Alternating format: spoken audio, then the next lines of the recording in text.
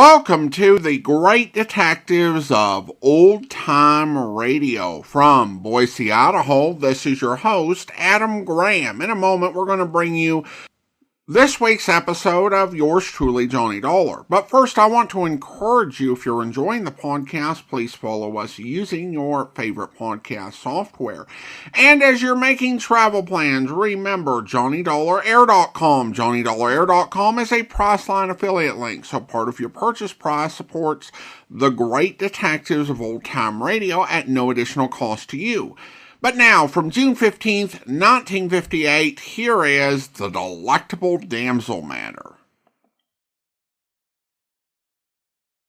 From Hollywood, it's time now for...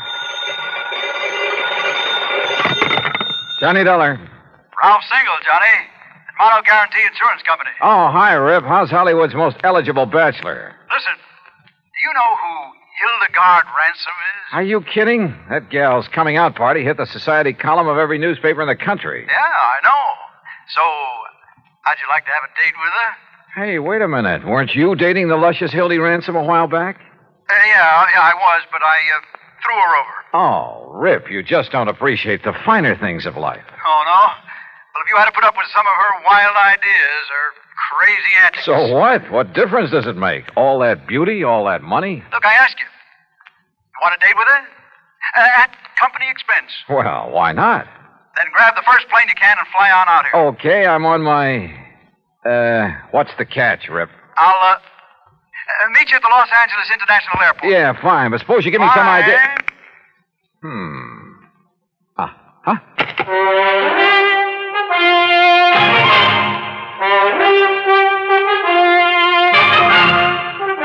Bob Bailey in the exciting adventures of the man with the action-packed expense account, America's fabulous freelance insurance investigator. Yours truly, Johnny Dollar.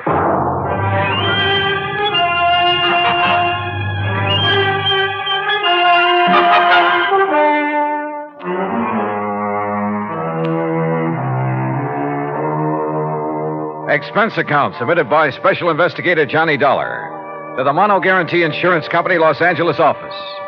Following is an account of expenses incurred during my investigation of the Delectable Damsel matter.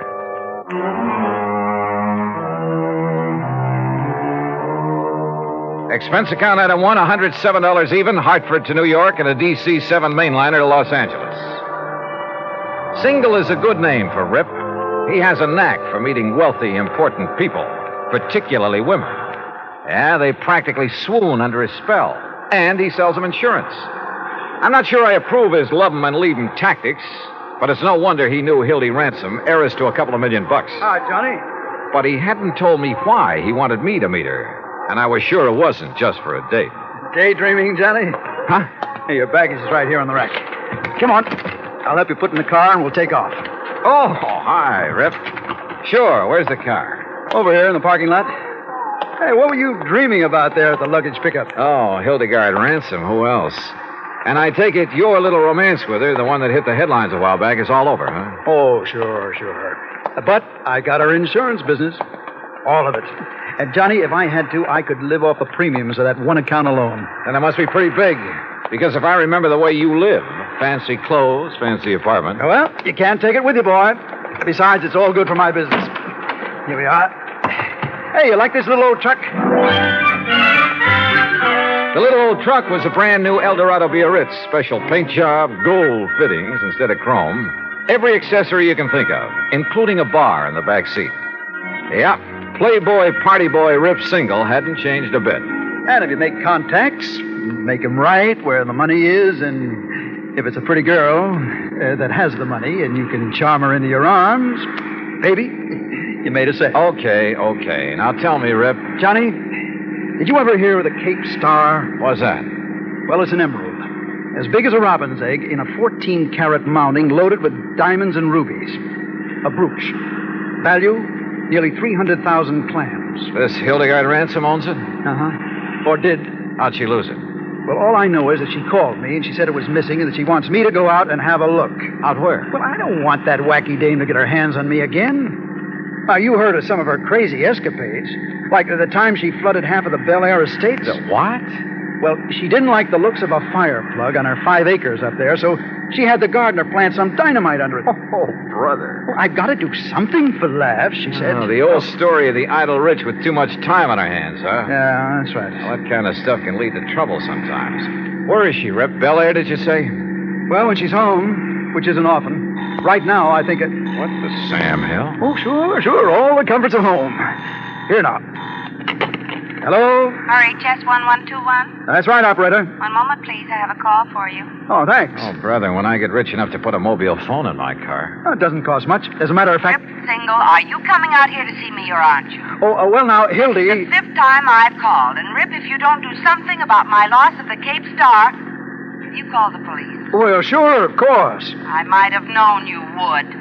So they'll tell the papers. More publicity for you in that lousy insurance business. But, Hildy, I always notify the police Well, when you know what that means. It means reporters, photographers, cops, half the town falling all over themselves when I get in. Look, Hildy, So if you or somebody else, and I don't mean the cops, if you don't get out and try... Darling, You know what, I'll cancel every policy I have with you. My own, the houses, the cars, this old tub, everything. Here, will you take this, Johnny? Yeah, sure. Hello?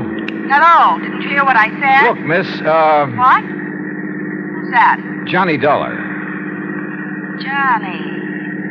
So we got you. Well, now we'll have some action. Because you'll come out here right away, won't you? Well, that depends. But I don't know what to do. Cape Star Emerald gone, and Rip's so busy he can't leave his office. Johnny, you have to come, please. Well, look, Oh, I knew you would, honey, and I'll be waiting for you. Rip can tell you how to get here. Bye. Yeah. Don't be fooled, Johnny. She really is that charming. When she wants to be. Okay, Rip, take me to her. Not quite. Huh? That old tub she mentioned is her 165-foot diesel yacht. What? And near as I can guess is about 70 miles offshore. What, do you expect me to walk? Oh, she also has a cruiser. A 58-footer parked down at Balboa. You can go in that. Then you'd better swing around, brother. We're driving north. Oh, there's a private airport up here off Sepulveda Boulevard where I keep my plane. Your own plane? Sure. Holy smoke.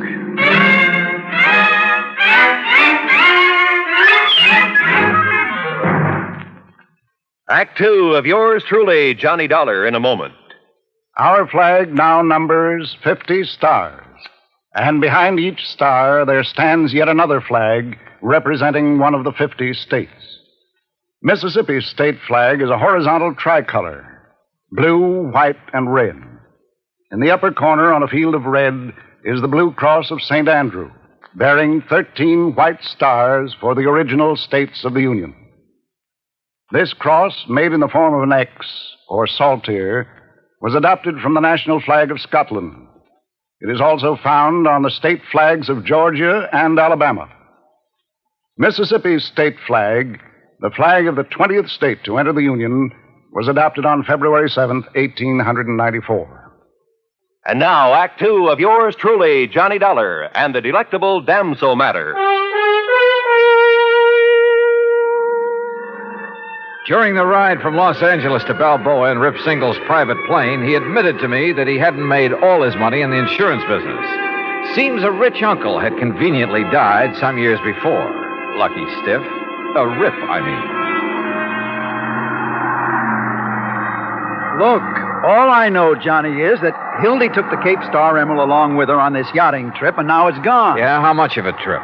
Oh, Lord knows where she's been. She said she might end up in China, the Philippines, most anywhere. You see, she has the money, she has the time, she's done everything under the sun that normal people do, so now she keeps looking for the unusual. Anything for a thrill. Yeah, well, when did she discover the stone was missing? She radioed to me today. From out on the high seas? Yeah.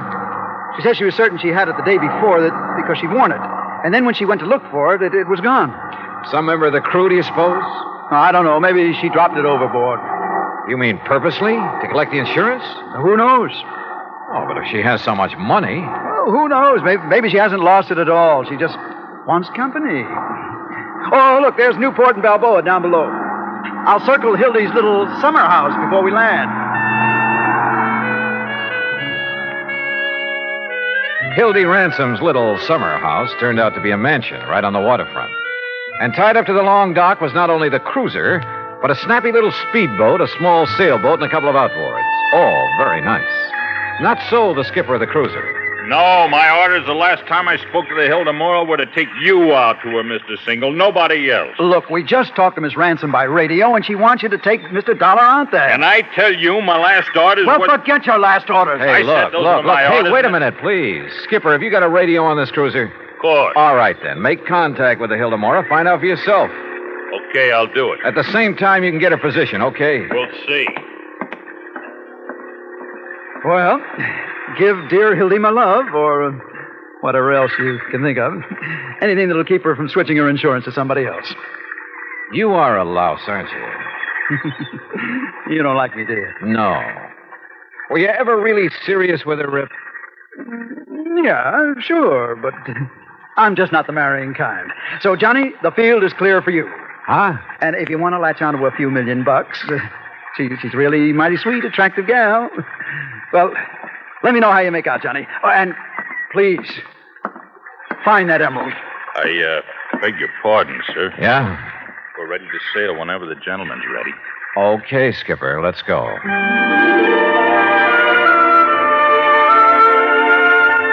The cruiser turned out to be a dilly, luxury from stem to stern. And the trip out to the Hilda Moyle took much longer than I'd expected. In spite of the powerful engines that sent us through the water at over 18 knots, it was well after dawn the next morning when we hove to alongside the Hilda Moyle. And that 165-foot diesel yacht made the cruiser look like a broken-down rowboat. As for Hildy Ransom,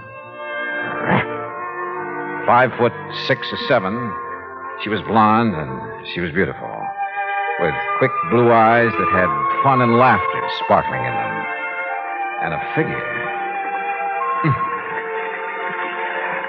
Well, come on, Johnny. Come aboard. And, Marty, you keep the cruiser around in case Mr. Dollar wants to go ashore again. Hi, Sir Miss Stratton. Hi, Johnny. Welcome aboard the old tub. You call this floating palace a tub? Well, after the holes that got shot into it, it's a wonder we're still afloat. You've been shot at? Off Formosa on the China coast. We had a ball. For a while, I thought some of the red aircraft were going to strafe us one night. Holy. But it got too dark for them, and the captain, the old fuddy-duddy, turned off all our running lights, and we headed out to sea again. What under the sun were you doing off the China coast, Miss Ransom? No, it's Hildy. Oh, just finding out what goes on in the world. You know what I really wanted to do? What? Pay a visit to Joe and Lai. The Red General? Why not? But they wouldn't let us ashore long enough without a lot of fuss and bother, so... Now, let's go into my quarters and talk about the Cape Star. Yeah, okay. I could kill that Rip Single for not coming out here, but I'm so glad you could. You're even better looking than I'd heard. Huh? Are you as much of a wolf as Rip says you are? Oh, well, now, wait a minute. Okay. I'll find out for myself. It might be fun finding out. Johnny? For a minute, I began to wonder. Maybe Rip wasn't the only one in this affair who turned on the charm to further his own ends. Hildy Ransom, let's face it, was a wealthy ne'er-do-well who'd do anything for a thrill. Couple her with a character like Rip Single. Yeah, I wondered. But then, walking along the deck with her, I saw something that suddenly changed my mind. One of the crew who ducked into a doorway when he spotted me. Who, I wasn't sure. But I had a sudden mental image of his eyes, somewhere in the past, looking at me over the sights of a gun. Act 3 of yours truly, Johnny Dollar, in a moment. Let me ask you a question. What is the most important thing to a fighting man? His gun, you may answer. You might also answer the code of conduct of the men of the armed forces of the United States. Because, you know, it is something just as necessary to the fighting man as his gun. And just as he keeps his gun cleaned and oiled because his life may depend on it, so does he keep ever forward in his mind his code of conduct because his life and honor depend on it. Part of the code reads, quote, I will never surrender of my own free will. If in command, I will never surrender my men while they still have means to resist, unquote. During the bloody and costly campaign on the island of Saipan in World War II, the code of the soldier meant something to the men, and to one man in particular. Essentially a quiet, peace-loving man, Sergeant Thomas A. Baker, while with the 105th Infantry Regiment of the United States Army, was up against it one night in 1944 when the enemy launched an attack which called for them to die in honor. Sergeant Baker proved it could work both ways. The enemy attack fell like a saber blow and continually hurled Baker's company back with each savage thrust. During the ensuing days of action, Baker wiped out an enemy position with a bazooka, killed 14 of the enemy in a machine gun ambush using only his M1 rifle and a couple of grenades, and then killed 6 more a little farther on. In a last-ditch stand one night, the company dug in to withstand the next furious assault. In the dark, as the enemy rolled over them in a thunderous attack of firepower, Sergeant Baker suffered a mangled leg from a grenade. Shooting and clubbing the enemy with his rifle, he dragged himself out of the foxhole. 3 of his men tried to give him aid. 2 of them were shot. From the 3rd man, Baker got a cigarette and a pistol and told him to leave. As the rest of the company moved back, Baker propped himself against a telephone pole, calmly puffed on his cigarette, and blazed away with his automatic. He was later found in that position with 8 of the enemy dead around him, 1 for each shot, and the empty gun in his lifeless hand. Sergeant Baker didn't consider the Medal of Honor he might get. He considered the job that had to be done. His honor was at stake. Surrender wasn't in his code of conduct. And now, Act 3 of yours truly, Johnny Dollar, and the Delectable Damsel Matter.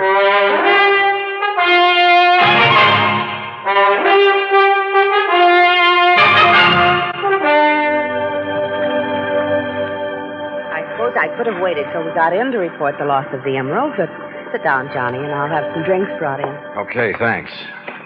Now listen. Because of where we've been on this trip, we'll have to go through customs, and there'll be the police and the reporters and so on. And whoever took the Cape Star might have a chance to... What's the matter? That drawer where I kept it. I'm sure I left that closed after I'd hunted for it, and... Excuse me. Johnny. Yeah. Look, it's here. The Cape Star, it's back. You're sure? Yes, of course. Here, look at it. And you're sure it wasn't there before? Of course I am. I turned this cabin upside down. Hildy, this isn't some kind of a gag, is it? What? I mean, you're having me come all the way out here to find something that wasn't lost after all? Johnny! Oh, Johnny, how can you say such a thing? Of course not. Now that you are here, and the star is safe and sound, I think we'll have fun together, Hildy. I've got so tired of the other guests I have on board. That stuffy old Professor Randolph and his boring wife, and Charlie Burton and that girl he's always fawning over. The Cape Star was actually missing? I swear it, Johnny. All right, then. I still have a job to do. I want to meet these guests of yours. Also, I want to talk to the crew. Of course, Johnny. But later, I'll have some drinks brought in, and we can plan ourselves a ball between now and when we put into port. Yes? Miss Ransom. Yes, Captain. One of the men. One of the crew. Name's McCarty. Yes? It looked like appendicitis, ma'am, and I took the liberty of sending him ashore in the cruiser. It'll get there long before we can. Well, of course, Captain. You've done exactly right. Wait a minute.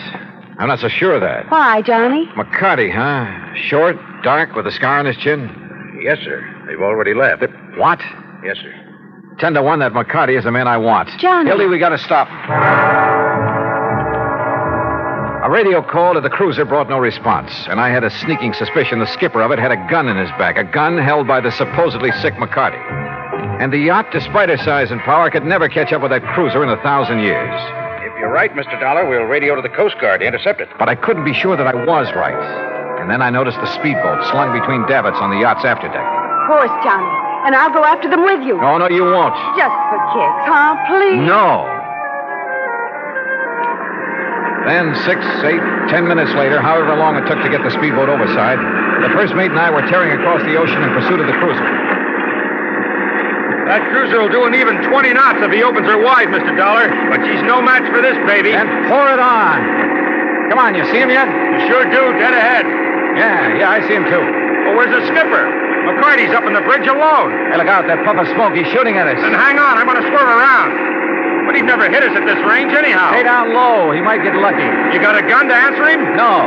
Well, there's a berry pistol. Use it for shooting up the stress flares. Well, where is it? This cabinet under the dash. You see it? Yeah, right. It's no match for a .38, but if you can swerve us in close enough, keep swerving. Right. Hey, look. He's having to reload. Then get us in there fast. Here we go. Well, let him have it. Let him have it. Yeah. Hey, you got him. You got him. Come on, give me another load. Here, Dollar, right here. Watch him. Huh? He's changing course. Hey, you're right. Look out, he's turning into us.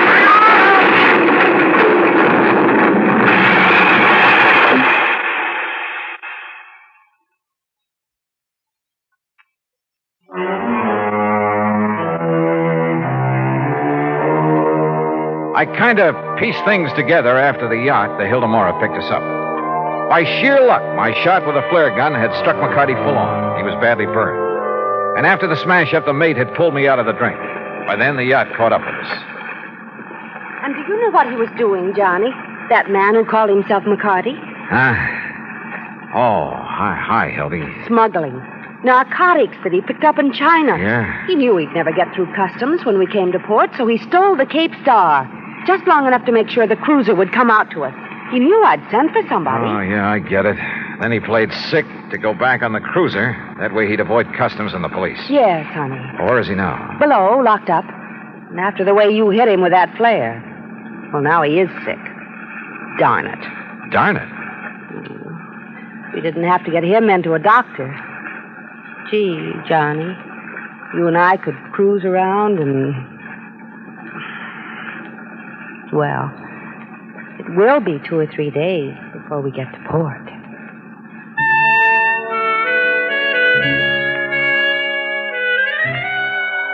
Three days. And what a 3 days. But, oh well. Expense account total, including transportation back to Hartford, $230 even. Remarks? It's funny, isn't it? You never know what you're going to get into when you take on even the most routine kind of case. Yours truly, Johnny Dollar.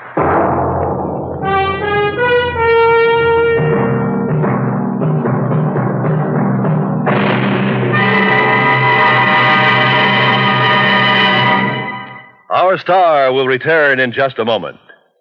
Our flag now numbers 50 stars, and behind each star, there stands yet another flag representing one of the 50 states. Iowa's state flag was adopted from a design made during World War I for use by the state regiments. An eagle stands on a field of white with wings outspread in the manner used by the American Indians to signify speed and wisdom. In his beak is a blue streamer inscribed with the state's motto, "Our liberties we prize, and our rights we will maintain." Iowa's state flag, the flag of the 29th state to enter the Union, was adopted on March 29th, 1921. And now, here's our star to tell you about next week's story. Next week, well, the case is called The Virtuous Mobster Matter. And if you can't figure what that means, well, join us, won't you? Yours truly, Johnny Dollar.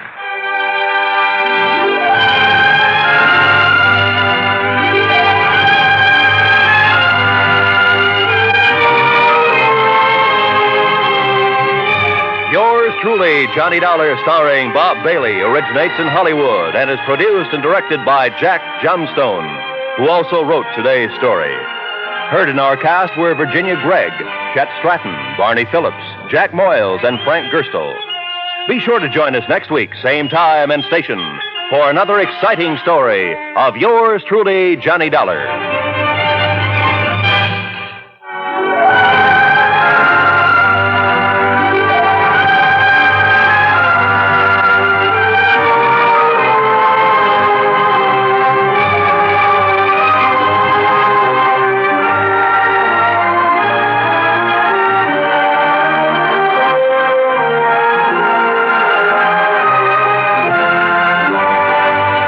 This is the United States Armed Forces Radio and Television Service.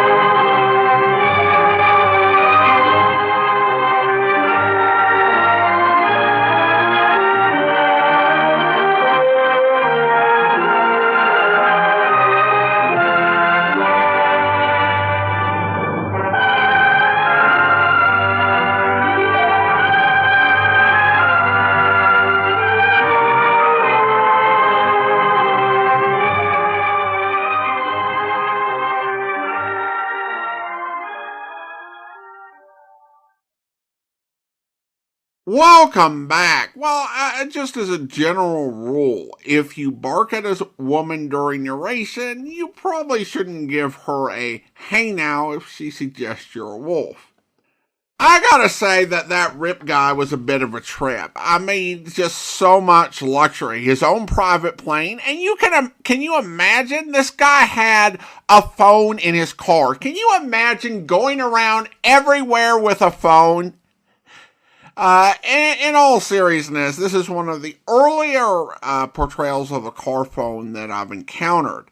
Now, of course, a lot of the smart private detectives would have them on television in the 1960s, not really notable at all. And then, of course, you had in the 70s Mr. Frank Cannon, played by the great William Conrad, who had that as a standard part of his equipment. And I think that was throughout the entire run of that series. All right, well, listener comments and feedback now. And we start out over on Instagram where Brains Benton wrote, just finished listening to The Road to the Valentine Matter. What a fun ride. I really enjoyed seeing how the same story could be told in so many different ways. Jeff Regan's version was classic, hard-boiled, straightforward, and gritty. Not beat, leaning into the melodrama in the best way, and William Conrad's performance was a standout. Lunsdaller didn't quite land for me, maybe because the gangster's already dead when it starts, or maybe because Lunch Johnny can't help but pale next to Bailey's. The Valentine Matter was a treat as a serial. With 5 episodes, the characters had room to breathe and grow, maybe an unfair advantage when trying to pick a fave, but it made for a rich listening experience. Thanks for putting this together. It was such an interesting way to explore storytelling across formats and voices. Well, thank you so much. Appreciate the comment, Brains. Then we turn to YouTube, where James wrote regarding the episode, The Midnight Sun Matter. What an excellent episode, perhaps the most thrilling one I've heard yet. Johnstone did a great job of keeping the listener at the edge of the seat. Thanks for all you do, Adam. And thank you. And then one comment here, this one regarding the Falcon episode, the case of the snappy snapshot. Ronser wrote, do you think I could still send for the baseball book? Well, Ronser, you can try. And I will admit that I've had moments listening to various old-time radio programs, hearing a promotion, and you just need to send in the stamped request. I've thought, yeah, that's pretty good. I wish I could do that. And I'll be honest that I think that that if I was ever given a chance to time travel, I would probably waste it messing around with old-time radio stuff. I'm going to get things set up so I can finally get those Superman pins. I really want those things. And without paying $70 on eBay. Thanks so much, Ronser. And now it is time to thank our Patreon supporter of the day. And I want to go ahead and thank Rhonda, as this is our first Friday in October. Rhonda has been one of our Patreon supporters since October 2020. And again, thank you so much for your support over the last 5 years. Really appreciate it, Rhonda. And that will do it for today. If you're enjoying the podcast, please follow us using your favorite podcast software. And be sure and rate and review the podcast wherever you download it from. We'll be back next Friday with another episode of yours truly, Johnny Dollar. But join us back here tomorrow for Great Adventurers of Old Time Radio and Cloak and Dagger, where... What do you say, Sing Tong? Skiangs, wild donkeys, as good pack animals as other white men has. Oh. What's he talking about? What other white men? Ask him. Guardano. Pangosu libra. Joasote. Lasa.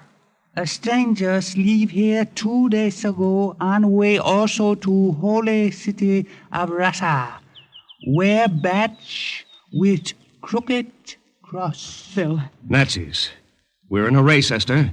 We've got to reach Lhasa before they do. I hope you'll be with us then. In the meantime, send your comments to box13@greatdetectives.net. Follow us on Twitter, Radio Detectives. Check us out on Instagram, instagram.com/greatdetectives. From Boise, Idaho, this is your host, Adam Graham, signing off.